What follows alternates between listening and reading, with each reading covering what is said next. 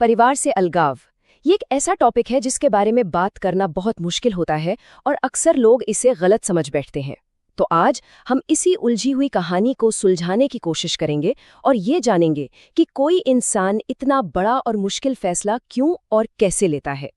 जरा सोचिए, आप किसी दोस्त के घर एक फंक्शन में हैं, चारों तरफ हंसी मजाक का माहौल है और तभी कोई आपसे पूछ लेता है, अरे आपका परिवार कहाँ है? अब इस सवाल का जवाब क्या दें? एक हल्की सी मुस्कान के साथ बात टाल दी जाती है, क्योंकि असली कहानी वो बहुत लंबी और पेचीदा है। हम सब ने ये कहावत तो सुनी ही है, खून का रिश्ता पानी से गाढ़ा होता है। हमारा समाज, हमारा कल्चर परिवार को एक बहुत ऊंचे दर्जे पे रखता है और शायद इसी वजह से जो लोग अपने परिवार से दूर हो जाते हैं उन्हें अक्सर गलत नज़र से देखा जाता है, उन्हें समझा नहीं जाता। आमतौर पर लोग क्या सोचते हैं? यही कि जो लोग परिवार से रिश्ता तोड़ लेते हैं वो बड़े स्वार्थी होते हैं, या शायद उन्होंने ठीक से कोशिश ही नहीं की, बहुत जल्दी हार मान ली। पर क्या सच में ऐसा है या कहानी कुछ और ही है? तो चलिए इस आम सोच और असलियत के फर्क को देखते हैं। जिसे दुनिया अक्सर स्वार्थ का नाम देती है, वो असल में खुद को बचाने की एक कोशिश होती है, जिन्हें लोग कहते हैं कि उन्होंने जल्दी हार मान ली। सच तो ये है कि शायद सबसे ज्यादा और सबसे लंबे समय तक कोशिश उन्हीं लोगों ने की होती है। और ये फैसला ये किसी एक दिन या एक झगड़े का नतीजा नहीं होता, ये एक बहुत ही धीमी दर्दनाक प्रक्रिया का अंत होता है। हाँ, तो यही सबसे ज़रूरी बात है। ये कोई एक घटना नहीं होती, ये अचानक से नहीं होता। ये तो एक धीमी प्रक्रिया है, जैसे कोई चीज़ धीरे धीरे अंदर ही अंदर खोखली होती जाती है। और ये बात सिर्फ हवा में नहीं कही जा रही।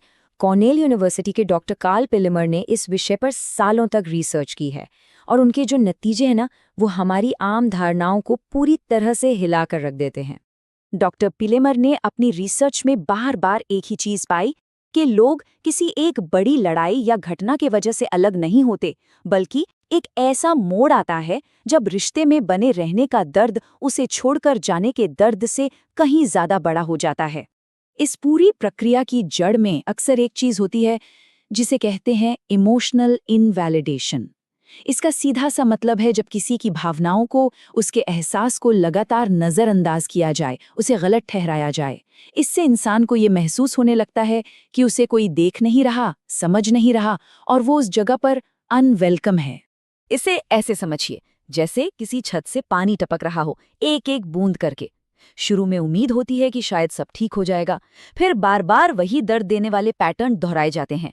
बातचीत करने की कोशिश होती है, लेकिन उसका कोई नतीजा नहीं निकलता, और माफी वो तो कभी मांगी ही नहीं जाती।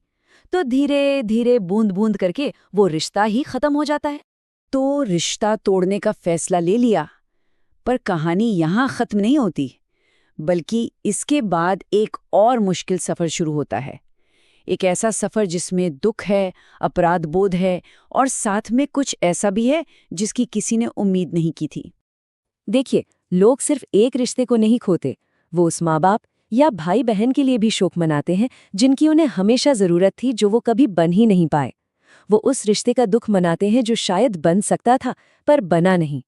और इन सब भारी भरकम एहसासों के बीच एक अजीब सी, एक गहरी शांति भी महसूस होती है। ये बहुत दिलचस्प है ना? कई लोग बताते हैं कि रिश्ता टूटने के बाद जो पहली फीलिंग आती है वो खुशी की नहीं, बल्कि एक अजीब सी खामोशी की होती है, जैसे उनके दिमाग में जो सालों से शोर चल रहा था वो अचानक बंद हो गया हो। ये कोई उदासीनता नहीं है, ये एक तरह की राहत है, उस भारी बोझ को नीचे रख देने की राहत जिसे वो सालों से ढो रहे थे। और उस अपराध बोध का क्या? वो जो अंदर से आवाज़ आती है कि शायद थोड़ी और कोशिश करनी चाहिए थी। ये स्लाइड इस बात को बहुत खूबसूरती से बयां करती है। ये जो गिल्ट है ना, ये इस बात का सबूत नहीं है कि फैसला गलत था, बल्कि ये इस बात का सबूत है कि उस इंसान ने सच में परवाह की थी। उसके दिल में प्यार था, बस उस प्यार को सहेज कर रखने के लिए कोई महफूज जगह नहीं थी। तो चलिए अब इस पूरी सोच को ही बदल कर देखते हैं। ये जो कहा जाता है कि परिवार से अलग होना एक आसान रास्ता है, इस पर फिर से विचार करते हैं। ये कोई आसान रास्ता नहीं है।